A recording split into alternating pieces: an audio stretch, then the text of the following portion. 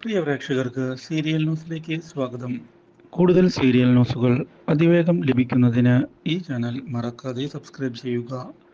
Bell icon click ചെയ്യാൻ മറക്കരുത്. Do like, share and subscribe.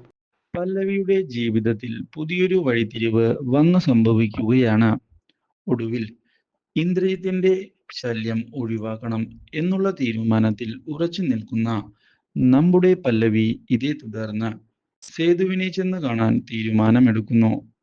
സേതുവിനോട് കാര്യങ്ങൾ വ്യക്തമായി സംസാരിക്കുകയും ചെയ്യുന്ന പല്ലവി ഇന്ദ്രജിത്തിന്റെ ശല്യം എങ്ങനെയാണ് ഒഴിവാക്കുക എന്ന് ചോദിക്കുകയും ചെയ്യുന്നു.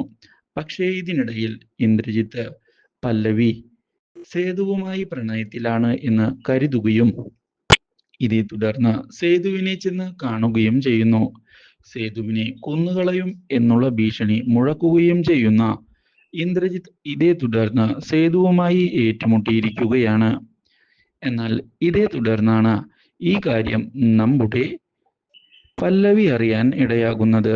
ഇതോടെ ഞെട്ടിപ്പോകുന്ന പല്ലവി ഒടുവിൽ ഇന്ദ്രജിത്തിന്റെ വാക്കുകൾ പ്രകോപിപ്പിച്ചതിനെ തുടർന്ന് താൻ ഇനി സേതുവിനെ വിവാഹം കഴിക്കുമെന്നും അതിന് എന്തൊക്കെ തടസ്സമുണ്ടായാലും താനത് വകവയ്ക്കുകയില്ല എന്നുള്ള കാര്യം തുറന്നു പറയുകയും ചെയ്തിരിക്കുകയാണ്.